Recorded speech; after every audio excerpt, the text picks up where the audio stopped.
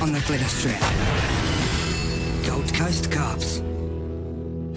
Tonight, the lights and sirens are on, but no one's home. Do you not know what to do when an emergency vehicle approaches you? Katie goes digging in another woman's bag, So you're saying that these items belong to somebody else? but the owner claims the contents aren't hers. Let's just get something straight here, okay? That's your handbag. What are you doing? I'm selling pot. And the dad in Chonky comes out. How are you going to feel in a few years' time if someone else is selling drugs to your kids? Exactly, mate. And so does a bucket load of trouble. Holy dooly. Sergeant Greg Sinclair, otherwise known as Chucky, is on his way to execute a search warrant on a suspected drug dealer. Oh, it's just up there on the left, so... I've had 32 years policing the Gold Coast. Drugs are probably one of the predominant curses of society today. There always is a certain percentage of society that are going to partake in drugs, and that's the percentage that we have to really address. What motivates me is my family are part of society. My friends are part of society. I believe we can make a difference. Let's make society a better place for everyone.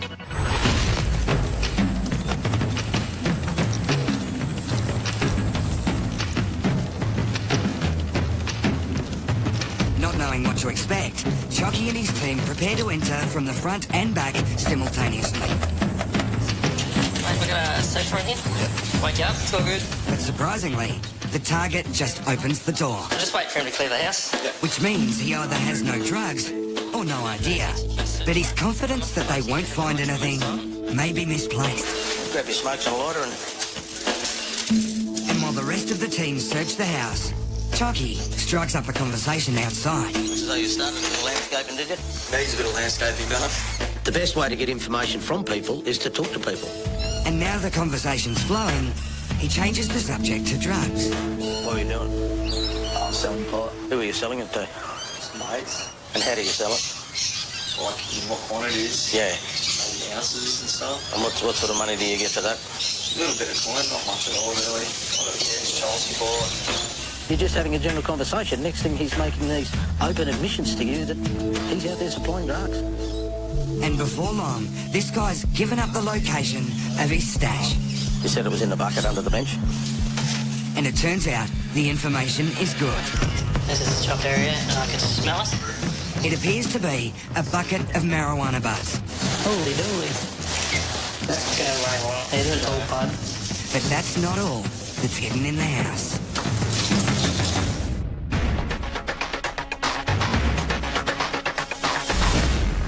Tonight, Senior Constable Kate Hardy is teamed with Constables Sean Swain and Matt O'Connor. Big group there. And they're cruising the main beach area.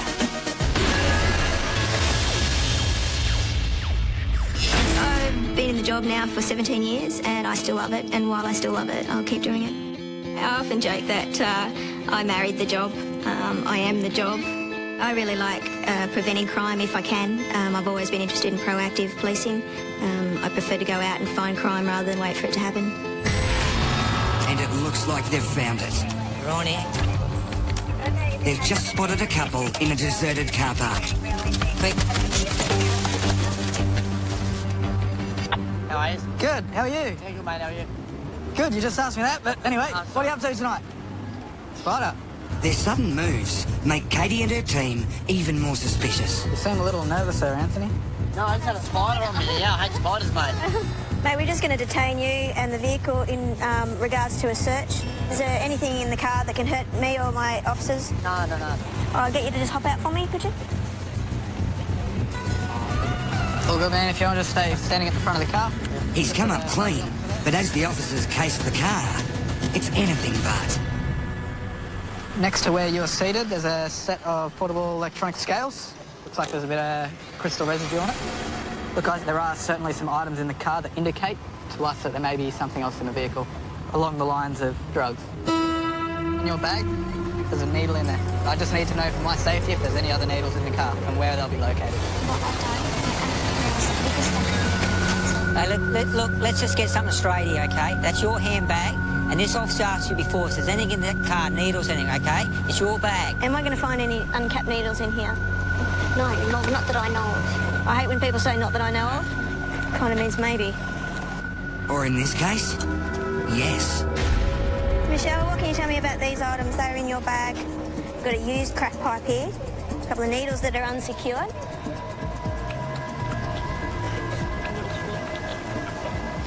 Who's him? So you're saying that these items belong to somebody else and they're just in your possession? They're left in your car, in your bag,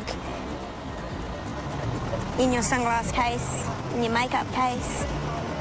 Honestly, I don't know. She's claiming that it's somebody else's utensils, so she's not admitting that they're her utensils. Her mystery friend has got a lot to answer for, but Katie's not convinced he's the real culprit. Your hair is in here as well, so are you a user of amphetamines at all? Why do you have possession of drug utensils? They were left there and you thought not to get rid of them? Well, it is, because you're now under arrest for possession of drug utensils. She's lost for words, but Katie's not letting her off the hook, and her night is about to get a whole lot worse. Coming up, a P-plate that pushes Jockey's patience to the limit. Are you fully aware what to do when an emergency vehicle approaches your vehicle? She was in fact thought it was a little bit of a laughing matter. Katie Hardy's search of a suspicious car has already turned up needles and a meth pipe. So you're saying that these items belong to somebody else? And the owner of the vehicle is claiming the items belong to a mysterious friend. But Katie's not buying her story, and she's not done searching the car. Who owns this T-shirt? Who? Ross. And so I take it he owns the bong as well that was wrapped up in it? When did you last speak to Ross? This morning. Why is all his things in your car? Because he's homeless. He's been staying like, running around me, showing me the size. Where's Ross tonight? He's homeless. Okay, what's Ross's surname? I don't know his surname. How long you known Ross for? And you don't know his surname? It's none of my business. He doesn't walk around saying his last name. Doesn't know his surname, which is something we often get. The old, he's my best friend, but I don't know his surname. I've never been in trouble ever in my life, and you just been to me because of somebody else's car and mine. I don't want to talk to anyone. You just... Why is that? Because you're an arsehole. Compliments aside, Katie continues her search of the car. Oh, you're killing me, chick. Am I going to find anything else in here? When I ask you, is there going to be anything else in here, and you say no, and then I find a needle, I always get a little bit angry that they haven't disclosed that there's needles. But people lie. I'm not surprised. When you ask people for your own safety, because no one wants to get a needle stick injury, no one wants to get hepatitis or anything from needles. Ask them, do you have any uncapped syringes? And they say no, or they say there shouldn't be, and then you find them. So there were no drugs in the vehicle, only drug utensils. Which means she might be hiding them on her body. I usually ask if they're secreting anything, which means that they're secreting drugs or other implements in places where the sun doesn't shine. I'm going to have to search you. I'll get you to turn around for me, put your arms out. The body search hasn't turned up any drugs, but Katie's got more than enough to charge her with. Now, the charges are possession of the utensil, which is the crack pipe, possession of the bong, and the other one is the insecure needles. Unfortunately, she's got possession of those utensils. She had knowledge of them. She had control of them in her vehicle. So whether they're hers or whether she's been using them or not, it's irrelevant. So she's going to get a court appearance notice.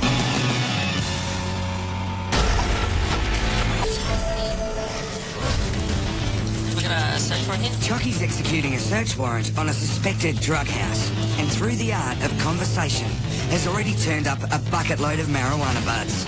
But drugs aren't the only thing the search turns up. Do you want a weapons charge to go with it?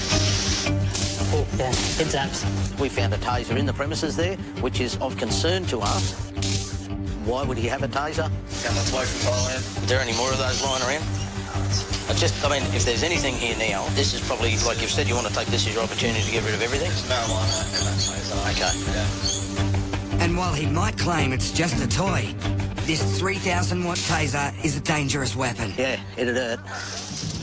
But maybe he needs it if he's got this much cash lying around the house. It's approximately half a kilo of marijuana and approximately $40,000 in cash. And based on the quantity of cannabis, it looks like he might be higher up the drug food chain than initially suspected. I reckon he's the supplier to the user. Because those bags are more supplier bags, not user bags. It's always a nice surprise when you realise that, in fact, you have more than just a street dealer. You've actually got a person who is a higher level dealer. You're actually cutting out a network that is actually out there supplying drugs to the young people in society. As the search continues, this separated father of two really opens up to Chucky. I knew it was wrong to begin with. It's not me, I'm not that type of person. He's really what we call, I suppose, an honest criminal. He's owned up and said, look, I've done wrong, this is what I've done wrong, I'm happy to cop the consequences for what I've done, rather than the bloke that goes, nah, stick it up you wherever, I'm not talking to you, you prove everything. And Chucky's hoping today's bust might give this guy a chance to turn his life around. How are you going to feel in a few years' time if someone else is selling drugs to your kids? Exactly, mate.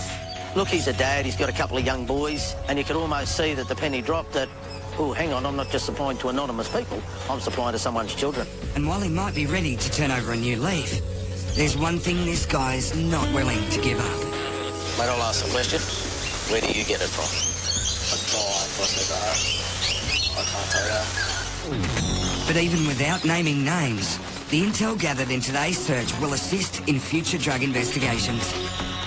We could keep moving upwards and upwards in the supply chain, but also because we believe he's a middle-level supplier, we can also move down in the food chain. So this just opens up a network to us now, which we'll certainly be following up in many different ways. He's been taken to the watch house. He'll be going to court. He'll be charged with some very serious offences in relation to drugs and the taser. Next, the tables are turned in an armed robbery gone wrong. Oh, you get the knife point in your face and then calm down, all right?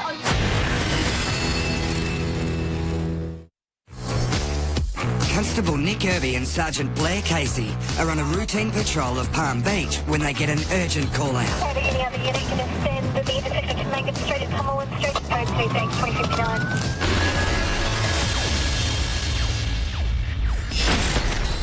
I joined the job when I was 20 years old for the main reason to do something different every day. It is a bit scary and nerve-wracking.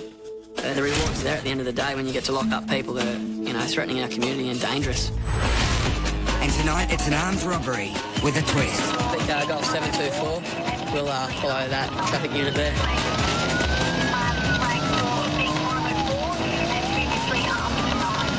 Confusion reigns at the scene. While the guy screaming looks like the offender, He done it to me, like, you weren't here. and the injured man looks like a victim, the opposite is actually true.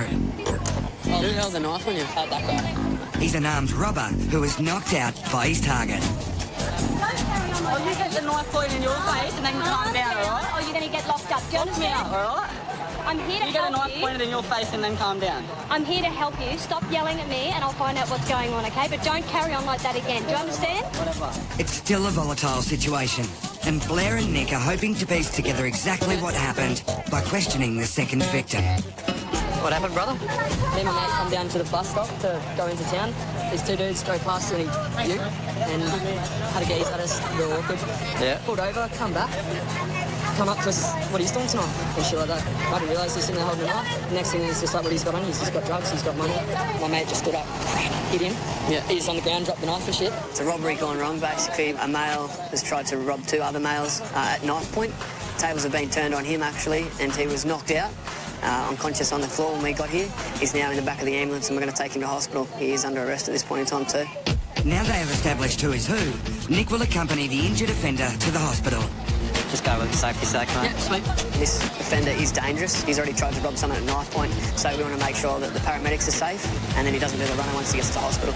With Nick gone, Blair shifts his efforts to finding a second offender who escaped on foot. His mates grabbed all our shit and started legging it off up there. My mate just started chasing him. Yeah, and he's gone. But before he bolted, one of the victims grabbed the keys to his ute.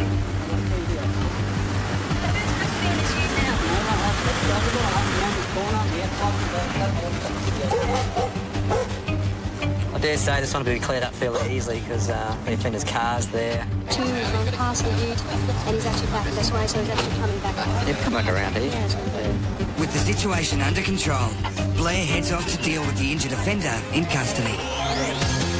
Yeah, a little bit of summary justice there. Victims got better of the main offender. You know, we wouldn't say, like, the guy with a knife, you're going to get hurt, but in this case, these guys, the young fellas, have seemed to have won.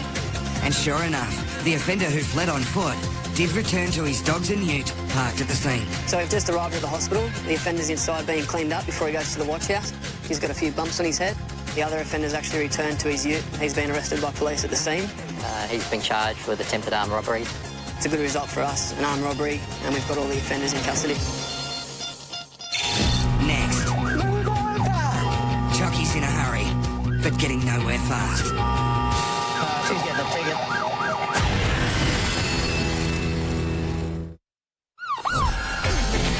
The RAP team is a mobile unit, which means they can respond to high-priority calls immediately.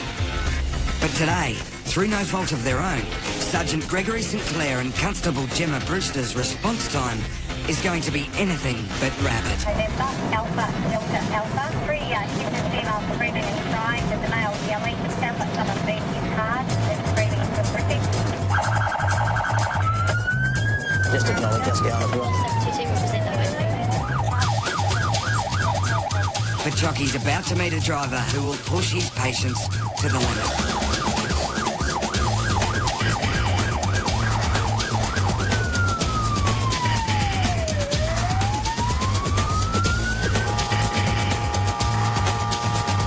Despite the sirens, horns and the misleading name of the car, this driver doesn't seem to be getting the message. The sounding of the horn is really the last resort.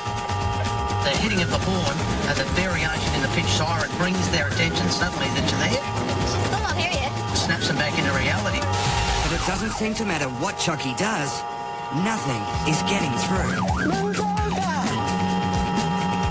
Meanwhile, at the location, a violent scene is unfolding, and there's no time to lose. She's getting a ticket. But it's nearly 2 minutes before Chucky gets a clear run.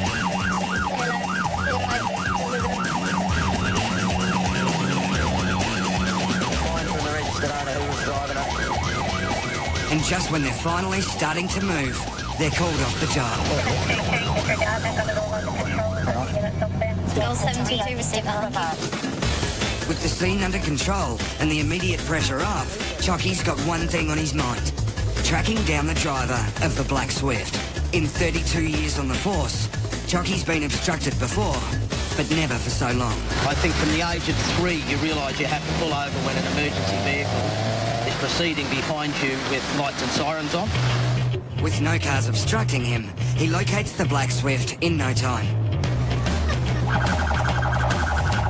And given she's already failed to give way in an emergency, there's no telling how she'll respond when Chucky tries to pull her over. Good afternoon. Fine. How long have you had a driver's licence for? Are you fully aware what to do when an emergency vehicle approaches your vehicle? I thought that there was an emergency outside. So when you've got a police vehicle behind you with lights, sirens going and sounding their horn, what should you do? So do you not know what to do when an emergency vehicle approaches you? The complete lack of knowledge displayed by this driver. And a matter of fact, when we approached her initially, she was in fact thought it was a little bit of a laughing matter. And it's certainly not. That endangers everyone. I'm going to issue with an infringement notice today, okay? So the move out of the path of police vehicle, $265. And 3 demerit points. You didn't move for a kilometre, over a kilometre. We were behind you. Were you on your phone at the time? Are you sure? No, I hadn't. You had your music up too loud, did you? Wow. But you didn't hear the sirens? I started to hear them and I seen these. I wondered what was going on. I was just scared to get over because of the other traffic beside me. There was more than ample opportunity for you to change lanes safely. When an emergency vehicle is approaching, you must give way to them. If it's at an intersection, you stop. If they're behind you, you move out of the way. You must do that. All right? Look, it is a stupid action by an individual that should know better if they've got a driver's licence. It's not only the police, it's the fire brigade, the ambulance.